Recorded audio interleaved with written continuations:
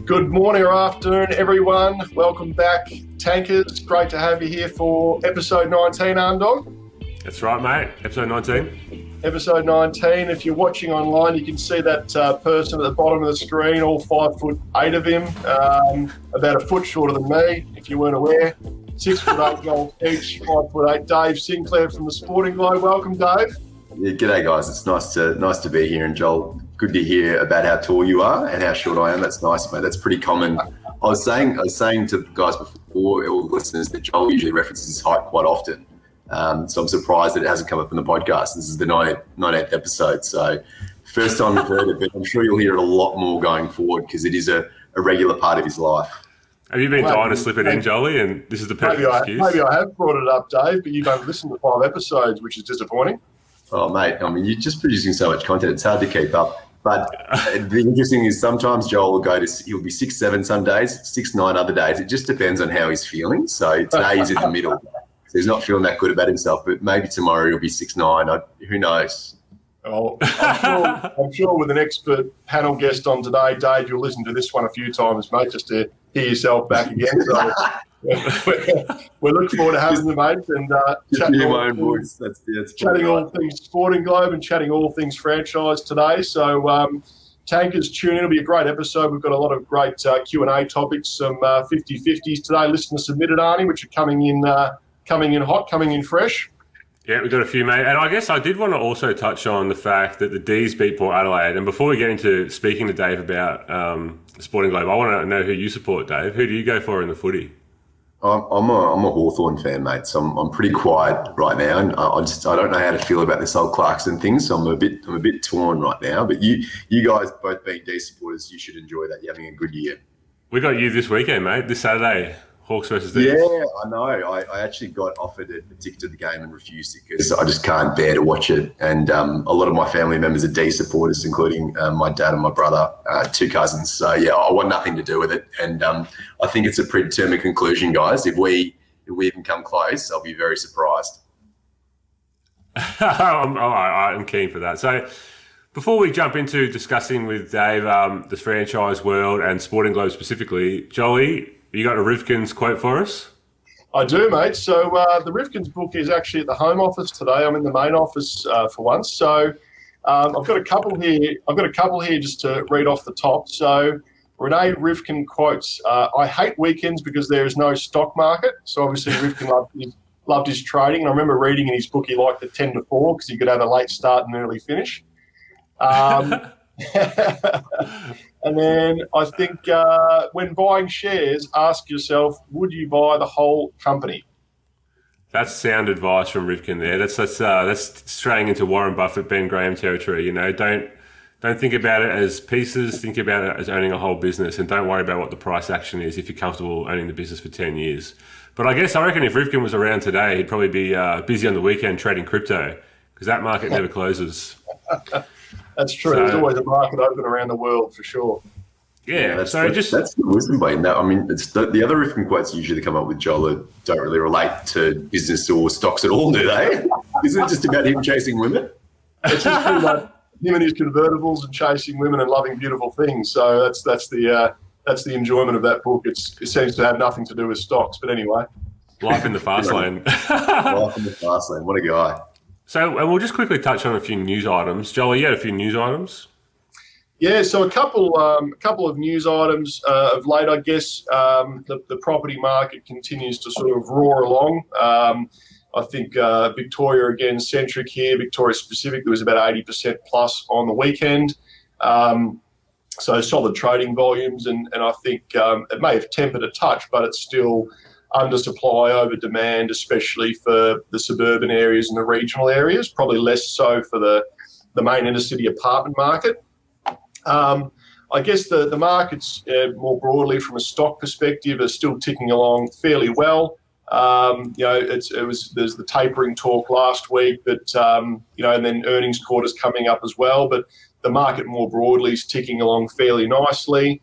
And then also from an Australian perspective, company news. So the meal kit delivery giant HelloFresh looked to buy U-Foods so it could expand into the ready-made meals arena. So HelloFresh delivers the fresh food and then you cook it. So at the moment, shout out to Ez.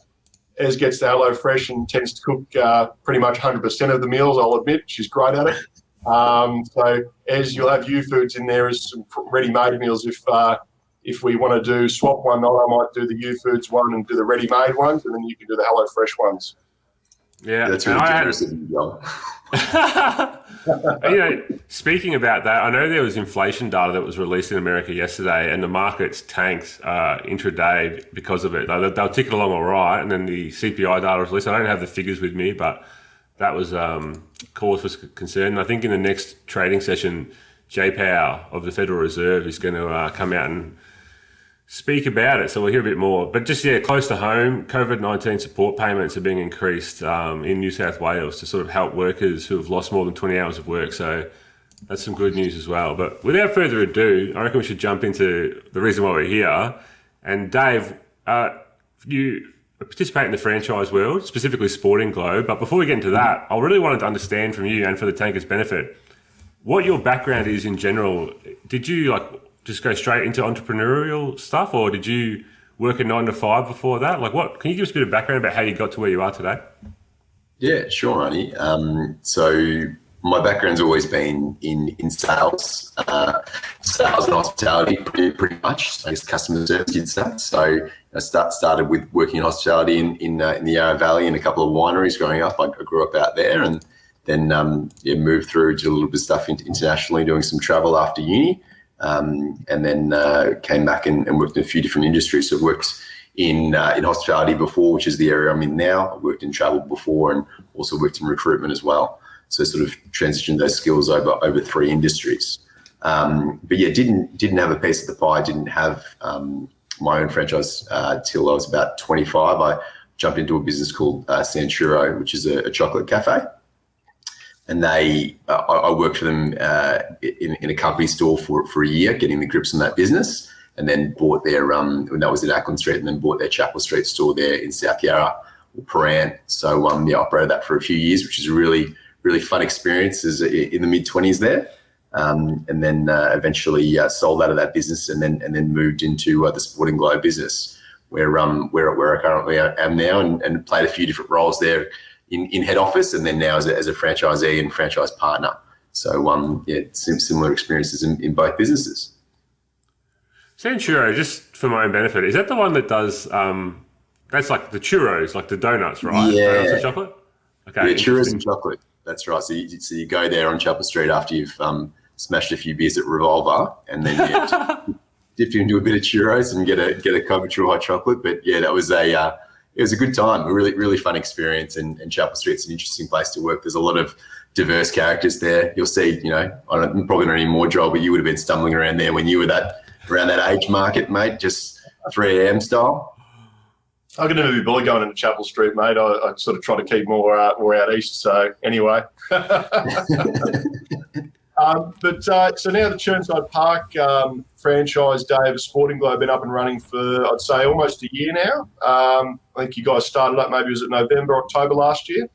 Yeah, just December, Joel. Thanks for remembering. That's okay, mate. I was there at the opening, so yeah, time the opening, VIP invite. Yeah. But no, it's 7 months in now. So we opened just as those restrictions were ending here in Victoria, or coming into more limited restrictions. Yeah.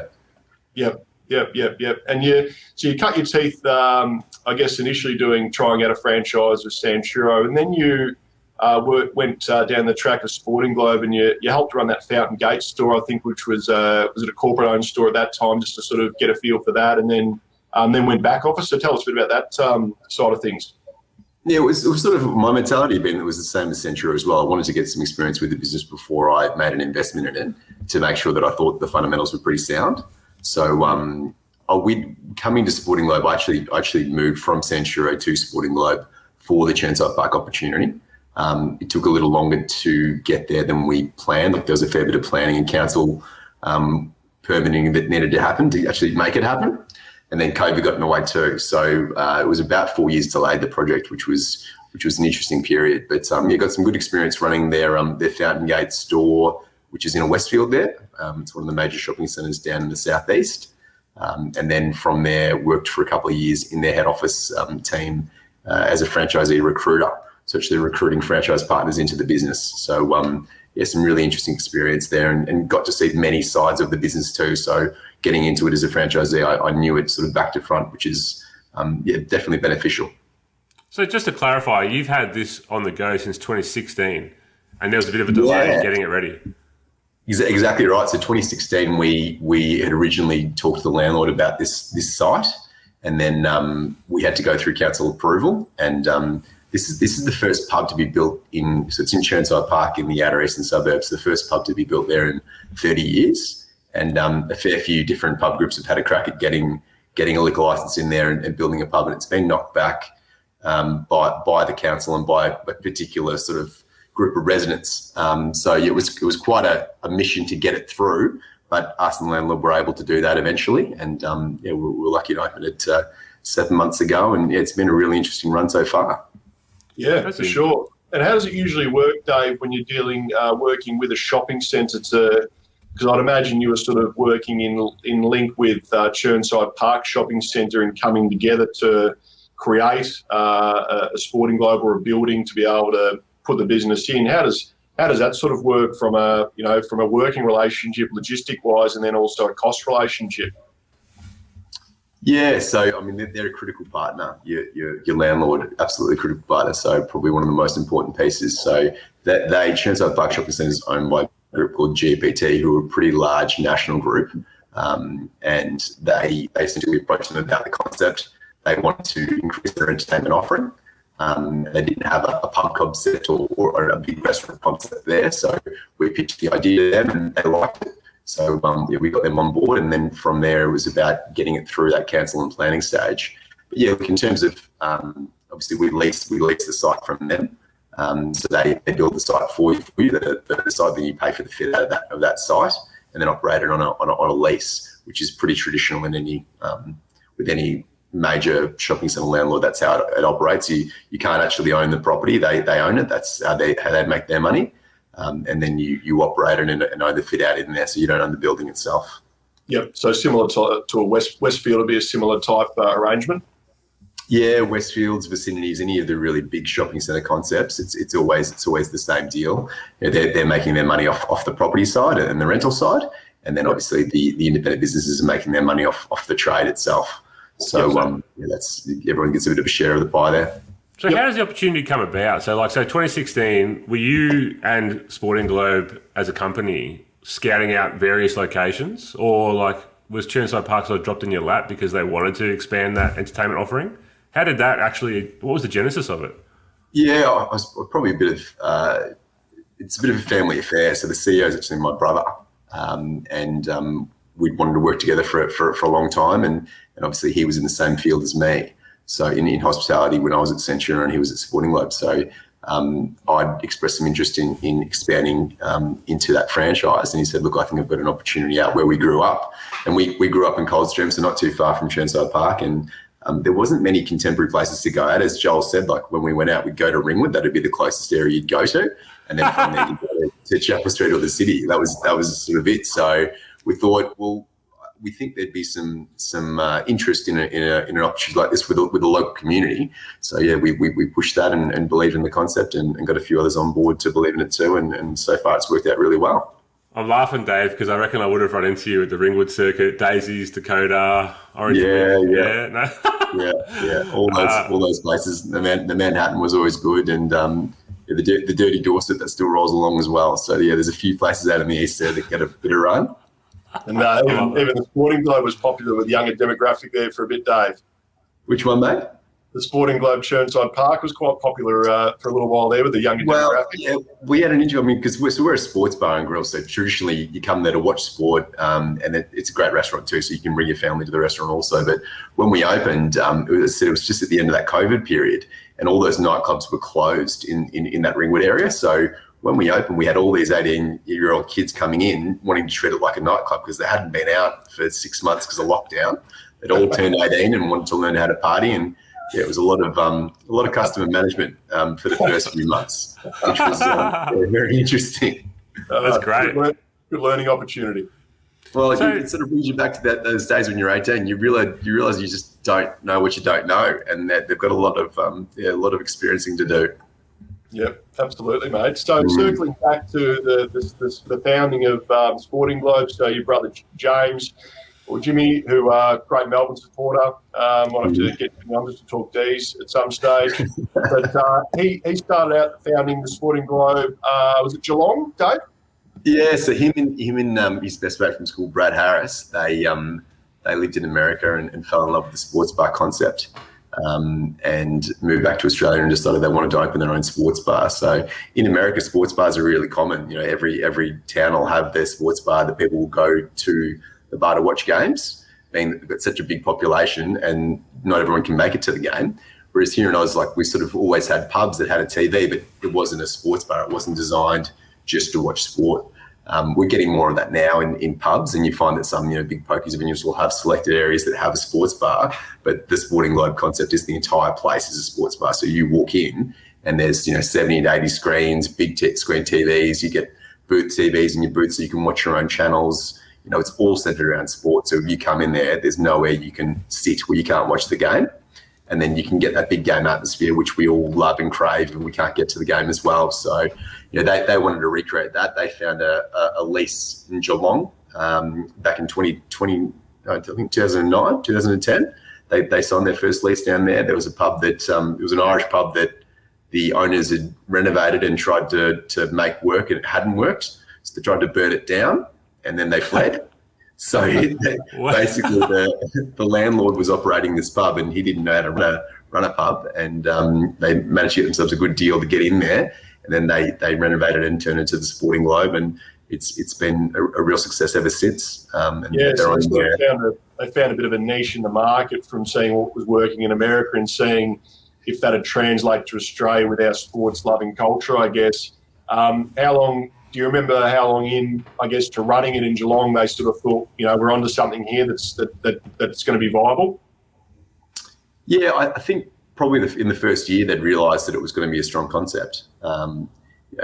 Fundamentally, like, as we know, Aussies love sport as much as anyone else in the world. So, I mean, why wouldn't people want to get together at a pub and watch it? We already have been, just we hadn't done it as well as we could be. So I think this concept really just came around to be, we can do it better than we've been doing it. And America was doing a great job of that, and they brought that over and they've managed to execute it really well so far.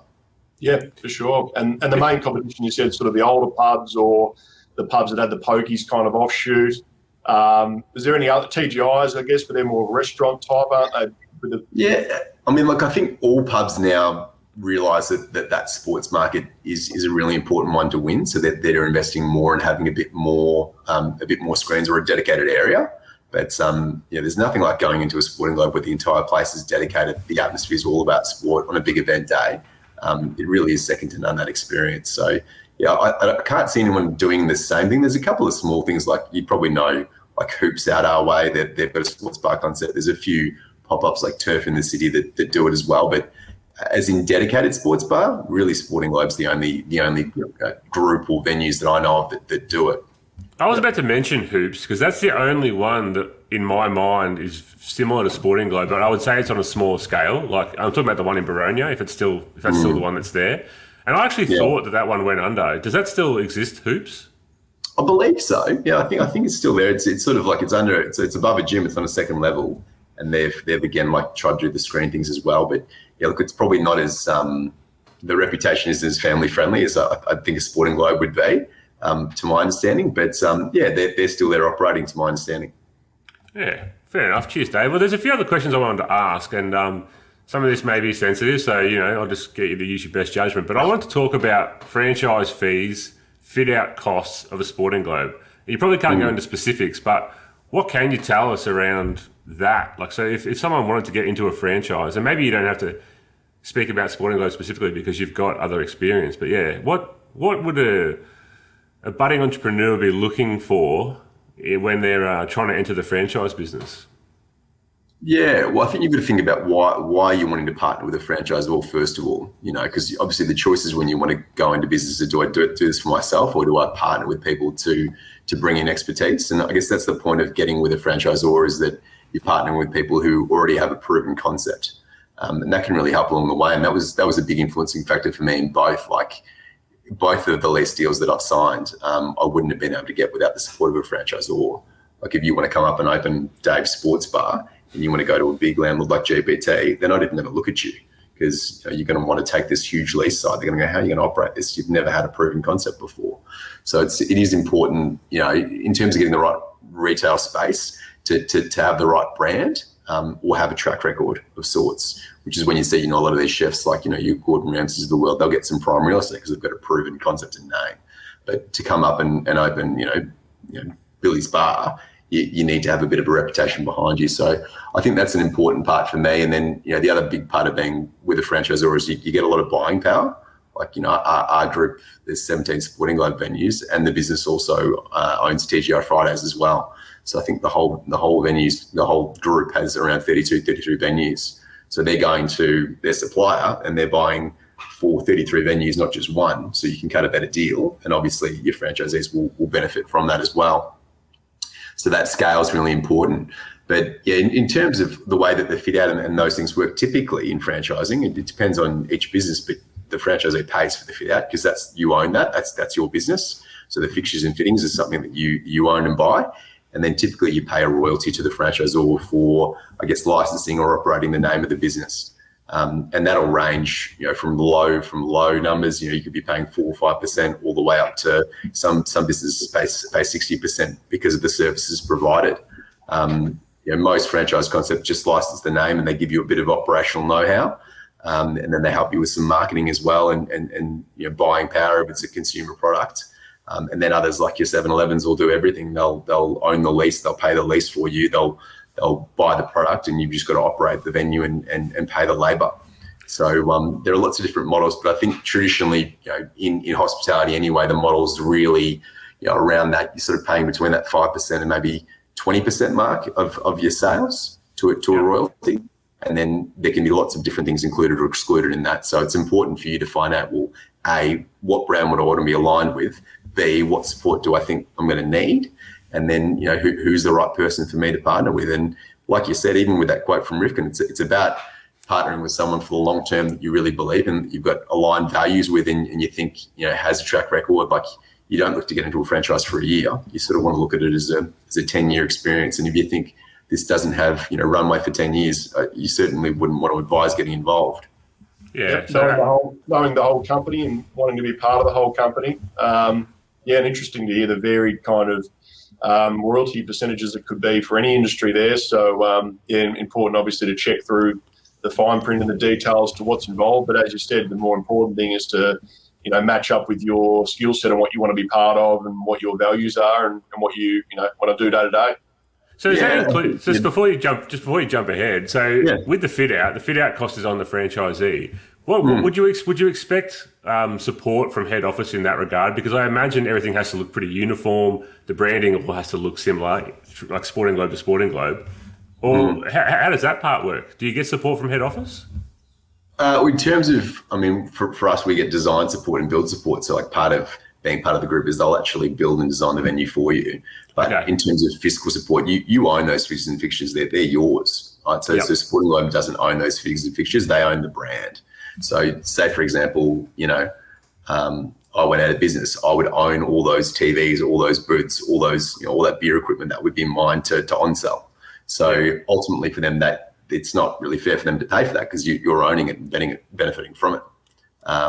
That makes sense. I was just more thinking about what support is offered, and then what other opportunities or what other circumstances might there be where you would require support as a franchisee, and what kind of support do you get?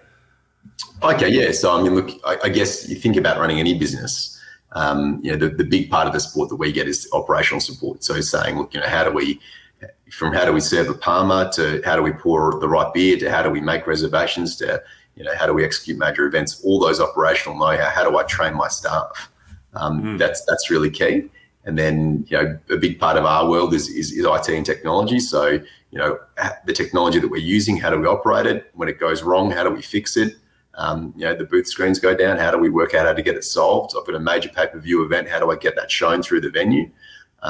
They're pretty important parts. The HR port's critical too. Like, I've got staff, we employ about 65 staff in our venue. So, you've got to have challenges time to time. How do we help manage those, the right way? How do we make sure we're paying people to the award and doing the right thing?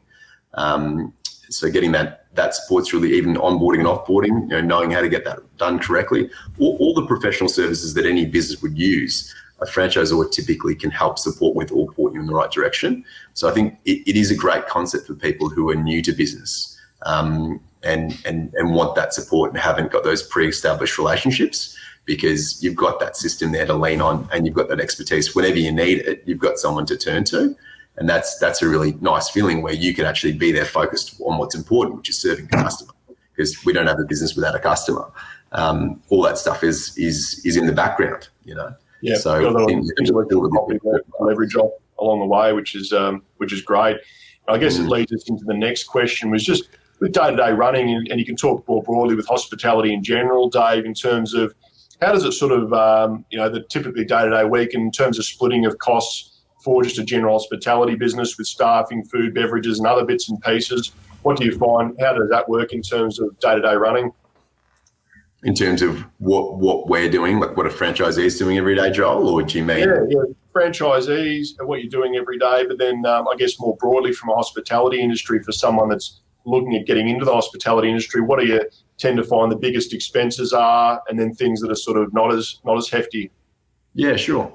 Well, day to day, everyone's role is a little different. My role in the venue is venue manager, and typically the franchisee plays that role, that leader of the business. So really, it's a planning role. You're making sure you're coming in. You're looking at how many reservations do we have today, what sporting events are on, what date is it? Is it an RDO? Is it a weekend? What can we expect? What are the trends from previous years if you've got any year-on-year data? And then looking at your stock holding. Are we holding the correct amount of stocks to service what we expect they're going to be receiving? Is the venue up to scratch? Do we need to do any emergency maintenance to ensure we've got gas connections and power's working and all your tech's up and running, your point of sale systems are working, your beer lines are pouring, your dishwashers are moving? So you've just got to be across those key elements. And then once service starts, really making sure it's going smoothly. So managing, for food, wait times on drinks, wait times on food, making sure bookings that are booked, you have availability for them, tables are turning over in the correct times that you can resit if you've got bookings on bookings. And then really just making sure the staff know what they're doing. You're the captain of that team, so you need to make sure that the people are in their right positions and they're playing their role. They know what their role is and they're executing it accordingly. And then I think to your second question around percentages, hospitality is pretty simple. You can really control two main elements. There's the cost of the food that you sell and the drinks that you sell, and there's the labour component. They're the two massive variable costs. Typically, the benchmark in our industry is about 30% for each, but it can vary on business. I'm sure McDonald's aren't paying 30% for their labour because they only employ, pimply 15-year-old kids. And Macca's is a great concept, and it's worked very well because of that. But I think that's typically the industry average. So you've got to make sure you're controlling the cost of your good really, really stringently, making sure you know what you've got on hand, what are you buying it for, what are you selling it for, is your margin correct? And then with your labour, making sure that you're servicing it accordingly to your model. You need to establish a model that leads to profitability. And if you just have staff on staff, ultimately they'll make money, but you won't. So you need to make sure that you've got that fine balance between having good customer service, but also managing your labour carefully, because in Australia, as we know, labour is incredibly expensive, unlike in other parts of the world. And it's important to make sure you're not blowing out that bit, because you can end up wake up at the end of the month with no profit in your business if you don't watch it carefully. And then another key element you mentioned there was using or leveraging off the data that is there established with Sporting Globe or any big company. If you're buying into a franchise and seeing what's coming up, staffing for that and resourcing with your food inputs for that event, whether it be Super Bowl or Bledisloe Cup or AFL Grand Final or a really quiet day, so you're not over catering for a quiet day as well. Yeah, you've got to be really flexible, because it's just going to depend on the day. You can think it's perfectly set up for a busy day, and then you're quiet, and then you can think, it's going to be dead today, look at the weather, and you get slammed. So it's difficult to predict what the customer wants to do. But typically, your Fridays and Saturdays are going to be busy. You're going to have lunch service busy. You're going to have dinner service busy. Your peak times when you need to be prepared, and then shoulder times that you probably won't. But it's amazing what comes up. Even with the Euro finals, the England-Italy game, we would have never expected to be open for that event. But then England falling in with Italy and them not making a final for such a long period of time got so much interest. Eventually, we couldn't get a license, an exemption license quickly enough, but a few of the sporting clubs in our group did. And, it's great trade from 5 a.m. to 8 a.m. that they've done that they didn't expect to do. So there's just always going to be something exciting coming up in the sports world, and you've just got to do your best to try to capitalise on it and bring in the crowds. Yeah, being flexible. Yeah. Dave, you mentioned just a bit before. You probably see my schnauzer here in the shot. By the way, she's with me on every pod and every interview now. But yeah, you were mentioning earlier about the TGI Fridays connection. So can you give us a bit more information about how that came about? Because I find that very interesting, because that was a separate company, right? The Sporting Globe. That's from America. So the interesting part of that is that if you're looking at it from our franchisor's point of view, so I'm a franchisee, they're the franchisor, they're actually in the same relationship with TGI Fridays. So they're the franchisee to an American franchisor. So they get to experience that relationship as well, so that they own the license for, I believe it's Australia and New Zealand for TGI Fridays. And I think there's 16 venues possibly in that group now. So they purchased that around 2017 and sort of integrated it. So head office, they have separate departments, so department heads for similar roles, but work out of the same office. So it's a really collaborative relationship, and I guess like a bit of a brother-sister relationship between the two brands, which has been really interesting. But great efficiency between those ones, and I think for James and Brad, a good decision for them. Cheers, mate. And they run as a franchisee in terms of people buying into it, like your mums and dads or whatnot, or are they corporate owned? All corporate owned, because as I said, like James and Brad are the franchisees of that brand. So Gotcha. all of their venues are corporate owned, unlike Sporting Globe, where they own that brand, so they have license to be able to franchise it to people like myself. Gotcha. Sub franchising isn't a thing for TGI's Fridays, to my understanding. Yep. So they can't on-sell the franchise to someone else. Yep. Cool. I don't believe so. No. Yeah, maybe this last question isn't super relevant, but I just wanted to know how COVID affected you specifically in Chirnside Park. I know you said you opened in December 2020, so I guess you missed the 2 bad lockdowns in Melbourne, but how's it been? It's been all right? Yeah, I think so. I mean, I've got an interesting perspective because I worked for the business during COVID as well, because I was working at head office, and there's no doubt that it had a tremendous impact on all hospitality businesses, as it did most businesses in Australia. Having to close your doors and do takeaway when you're a big pub, it's not a sustainable concept. If you think about the locations that someone like the Sporting Globe would occupy in Westfields and GPTs and vicinities, they're not cheap leases, and there are a lot of expenses to running those businesses. So yeah, sure, you can reduce your staff, but to mitigate all expenses is very, very difficult, and the revenue you generate just through takeaway, it doesn't supplement it. You might be able to come close to breaking even, but usually you're in the red. So that JobKeeper program was a real lifesaver, particularly to keep employees engaged. I mean, you forget how much time you put into these people who work for you, and you can say, great, you can shed your staff and save some costs, but like there's so much resource in these people, and you value them so much, like they are your business. So to be able to keep them connected was really important, and trying to save as many as you could was really critical. So that was a tough period in that initial lockdown in Melbourne. For us, is to say we were pretty lucky. Like we deliberately tried to push the project back as much as we could during the build to delay having to open in that period. And we had great support from the franchisor and from the landlord to do that. But yeah, we've had 2 lockdowns since we've opened, and we've always had restrictions. So essentially, we've always had to know how many people are in the venue at all times. We've had to enforce check-ins. We've had to enforce mask wearing.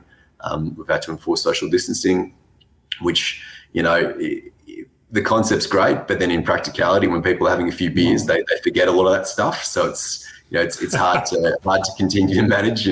When people hear music and you tell them to sit down and not dance, it's kind of counterintuitive, because you want them to be there having a good time. So it's been really interesting.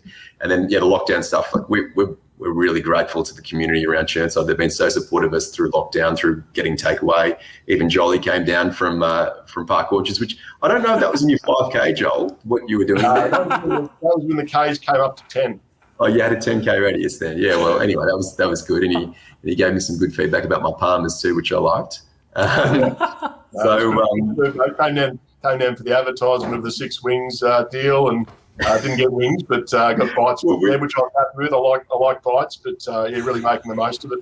And this is a good example of the day-to-day business. So we had this promotion where you got 6 free wings when you purchased a certain item, and we went through like 1,200 wings in like an hour or two, and we ran out of wings. We hadn't prepared enough because we didn't know how popular this special would be. So we said, okay, we'll double the volume, we'll double what we'd prep because this might be popular, and we needed to triple it, and we didn't have the right numbers, and you can't just whip wings out of nowhere. So I think I had to give you chicken bites, Joel, but they're good because they're not as messy. I would have thought you'd enjoy that. I know you don't like to get your hands messy, Joel. So yeah, no, I was happy with that, mate. Didn't want to let you know, but I was happy with that. So that worked out well. I was wondering why you're trying to give me a free beer when I was there, but then I worked out you'd have to possibly throw it out if the restrictions didn't come back off again. So I appreciate the beer too, mate. Yeah, no, you're welcome, mate. But yeah, look, I think you summarised that. I mean, COVID's been definitely a challenging time. It's been a lot of compliance. The takeaway stuff's been pretty hard work, but yeah, we're pretty fortunate. I mean, one of me and Jolly's good mates works in travel, and every time I think that I'm going tough, I think about how they're going through it, and it's much harder. So we're fortunate to have a revenue stream no matter what at this stage that's being permitted. And right now we're back open to, we can have 1 person per 2 square meters, so we can have about, I think it's 524 in our venue. So for us, that's pretty good numbers, and we can't complain. Yeah, we might we'll test whether AB's listening to the podcast. Might get him on to talk a bit of all things travel and what he sees for the future. And I'll see if he listens. I should get a text message from him on the weekend. So AB, I'm waiting to hear from you, mate, and we'll get you on. I've heard Berkey's he's thrown a few questions at you, hasn't he? He's been on the question list, so I think he's an avid listener. Whether he's still on the pod or whether he's dropped off, I don't know, but let's see. We'll soon find out. We'll soon find out. But thanks for the rundown of the Globe, mate. So really great to hear all about the day-to-day running of everything and how it all came about from your background too, and just the Globe in general. But we've got a good Q&A actually from our listener, Carl with a K, a long-time listener. Must have listened in last week to find out that we had you coming on. So it's actually a specific one around the Sporting Globe, but also around the marketing. So probably, I guess, one of the most important things with running a business in terms of marketing, and also talking to the fact of COVID as well, of how you had to adjust marketing and what you guys do, that's really important from your end with advertising and whatnot. So, so wants to find out how you advertise your particular branch of the Sporting Globe, so Churney, but also what's the most impactful avenues for marketing? Well, your marketing is probably it's something that I haven't touched on, which is important. It is also a big part of franchising, because you talk about that scale and the power in scale, and marketing is a big part of that. So all the franchisees and company stores in Sporting Globe pay a percentage of their royalty towards a marketing fund, and that fund is completely spent on promoting that business. And you can do a lot more in that group than you can individually. I know that you boys talk about your love for the Demons, and as I said, my brother James, he's a D's fan too. He's decided to sponsor the D's. They're one of their major corporate sponsors. So one venue probably couldn't do that, but a group could. So you get a lot more cut through with those relationships. So there's some good national platforms that you can get involved in as part of that franchise, as a franchisee, being involved with a franchisor. Even stuff to like the technology we use, like the app, like for me to actually fund and develop an app to order and purchase and have loyalty, it would cost me an arm and a leg. You probably wouldn't do as an independent, but as part of a group, we can justify it. So there's some real benefit to that as well. Locally, really, it's just about identifying what opportunities that you have that you can promote, and then doing it within the confines of the brand, because you need to stick to brand guidelines. So for us, we look at our demographics and go, okay, well, who's in our local demographic? What are their ages? What's their income types? What are their interests? And then try to promote them specifically. And for us, it's usually around events. Like, we put on live music on particular nights. We'll do some trivia nights that'll have particular themes. We're really, really forthcoming and interested in getting involved in sporting clubs. So all your local sports clubs, we make sure we're really involved. Chirnside Park Footy Club, Cricket Club, Moral Park, all the local footy clubs around us. We're really involved in them and help to sponsor them a little bit. So that helps to drive them into the business, and then we reward them for their spend as well. So that's probably our biggest local area marketing focus is focusing on those sporting clubs and the communities around us to support the people who are supporting us. Oh, cheers, Dave. That's really insightful. We've got one other question from Carl with a K, and you kind of touched on it throughout the interview, but why choose a franchise over going out on your own as an independent? Yeah, it's the ultimate question, and it's really like a bit of a personal preference. I mean, you can go and open Dave's Sports Bar, and you could do that, and I think people that have a bit of experience probably will do that. But I think it's for me the comfort of having that business support there at all times, and someone who's invested in this as you are. I mean, you sort of got, when you're in this sort of business, there's sort of three key partners. You've got your franchisor who's really critical, you've got your landlord who's really critical, and you've got your suppliers. So if you can have those three, I guess, legs of the stool pretty sturdy, you can have a pretty solid business. If you go out on your own, obviously, and you have your own connections in accountancy, in IT, in HR, in marketing, or if you have your own expertise in those areas, I think you can do it, obviously, and people do it all the time. But in terms of for first-time business owners or people who might be stepping into a field that they are not masters of, it's a really great entry point to get in and get that support that you need through it, and then get all the benefits of being part of a big franchisor. I mean, it's not all roses and sunshine. I mean, I'm sure you guys have all seen the news over the years, and there was some big controversy with. I know Nando's has had some controversy. 7-Eleven had some challenges with some payroll incidences with some of their staff too. Like there are challenges because it's like any relationship, you're going to have challenges every now and then. But I think generally, for me, it was about trusting the people you're in business with. Obviously, I have a family connection, so I'm lucky. But I have a business partner in my business who has trusted all the CEO of the business and the executives of the business. And if you think you're aligned to those people, I think it's a good decision. And I thought back to Sanchuro's the same thing. Like I was really aligned to their executive team, and they've been stable since the business had opened. And again, you sort of revert it back to investing. Like if you look at the board of directors and the owners of the business, and if you trust them and think they've got stability and good runway, I think you make that investment. And it's the same thing with getting into a franchise. You've got to make sure you believe in the people running the business, and you believe in their vision. And if you do and you want to be a part of it, get on board. And if not, you can go your own way. It's a bloody good answer. It's a bloody good answer. Yeah. And tell us, Dave, give the Churney Sporting Globe a plug. What's coming up, mate? What are some big things coming up that the crew the tankers can keep an eye out for, and even the app, how they download the app as well? Tankers, is that what you're calling everyone? Tankers, is it? Honey started it. Honey started it. So that's what very close to a word that you could put W there. It wouldn't sound too far away. That's part of the charm. That's part of the charm. Good. Yeah. Well, I'm a tanker too, so there you go. We've got the NBA Finals. Obviously, Joel, you're a big basketball fan, and I think Arnie, you're a basketball man as well. Is that right? Well, nothing like Jolie or Snowy or any of those blokes, but yeah, I do tend to follow it. And I've got to say, I've been down to your venue, a very good venue to watch sport. So yeah, you might get me down there to watch the final. Yeah, thank you, mate. Yeah, so we've got Game 4 will be coming up this Thursday. We're opening 11 a.m. for that, which will be good. So we've got the Suns versus the Bucks, and I think the series the Suns are 2-1 up on the Bucks, but the Bucks just had a good win there with Giannis stepping up with some big buckets. So yeah, looking forward to that on Thursday, and then coming into the weekend, obviously the footy. Yeah, the Mighty Hawks and the D's Saturday night. Hey, could you miss that blockbuster? That's going to be an absolute. We're on the edge of our seats for that one. I don't know. It's interesting. Sometimes when you think you've got no chance, that's when the team shows up. So I reckon you blokes would be sneakily nervous about. I'm always nervous. I won't be nervous until we win.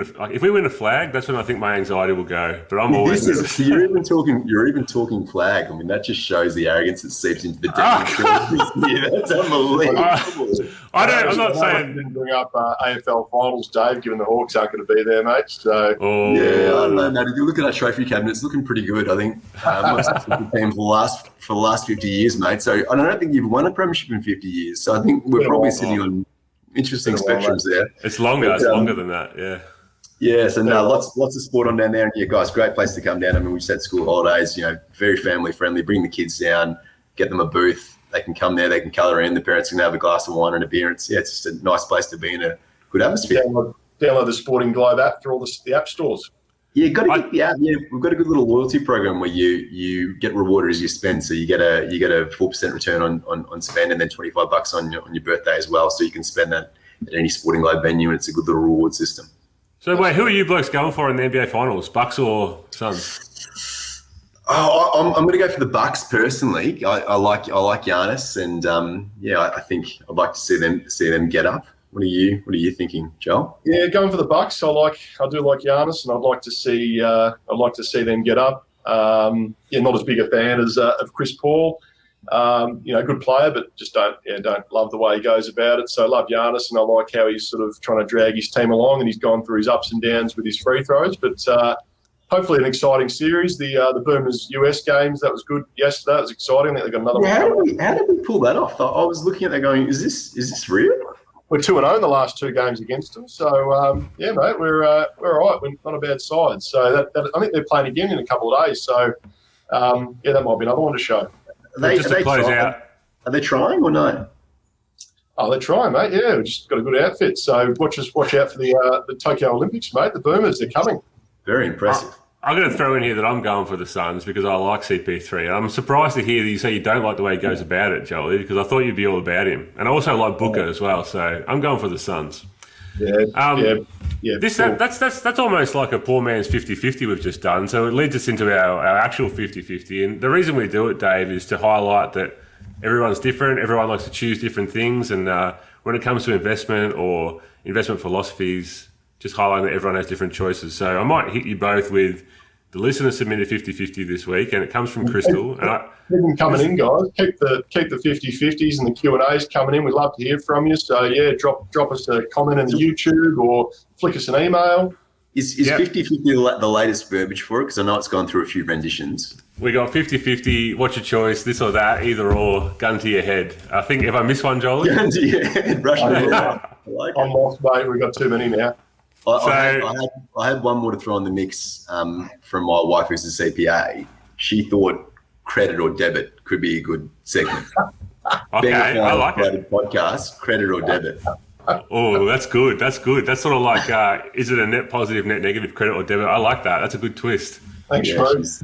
She's definitely the brains of the family. We know that. Love it. So this week's one comes from Crystal, and it is, do you prefer to go to the cinema or do you prefer to stream a movie in the comfort of your own home? And why? So go to Dave first. I'll take the first bite of the apple. 100% cinema every day of the week. I love it in there. Just the experience, the smell of the popcorn as you walk through there, the anticipation of the big theatre. All the cinemas, they've done a good job upgrading as well. Like most of them have gone with the leather seats. Most of them you get a little recliner. So I'm just looking forward to having some good content back. Space Jam's out now. I'm thinking that might be one I get a run to, and then James Bond and Top Gun at the end of the year. I will be definitely reserving a seat and getting in there for those. I love it, Jolie. What do you reckon? I can see Dave being a gold class kind of guy as well. Just really taking the most for the evening. You would refuse to go anything but, guys. I'm 6'8". I can't sit in a normal seat. Surely you can upgrade me. I must admit, I do. When you mentioned the refurbs, kind of leather reclining seats, I do love that. So I don't go to the cinemas that don't have it. So you won't see me in any kind of plebby second tier cinemas. It's always a comfy one. But I do actually like the drive-ins. The drive-ins are good fun. So if you haven't been to the drive-ins, you get the kids in the boot and deck out the boot. It's an enjoyable evening. I like getting out. I like doing the cinemas or the drive-ins. And yes, I'm with you, Dave. When that good content comes back out, I've been pumped for Bond for a bit now. So looking forward to when that comes out and a bit of Top Gun. It'd be nice to get some quality movies back on the big screen. Well, we're 3 for 3, boys, because I like going to the cinema too. I feel like you can't replace the cinema experience. I've heard some people say that they like streaming, Netflix, whatever, on the big screen at home, surround sound, and just do away with cinemas. But I'm with Dave. I feel like it's all part of the experience. Like I just love the vibe of going into the cinema. Even if you are paying an arm and a leg for popcorn and a drink nowadays, I still dig it, and I always get one. Every time, like I'm a sucker for Maltesers too. Every time, I know I don't need it, but I just get it. Yeah, put the Maltesers in the popcorn. I don't know how you guys feel about that, but that's not a bad move. That could be a 50-50 to throw in. That could be a credit or debit on that one. Credit or debit. Well, go on, do it then.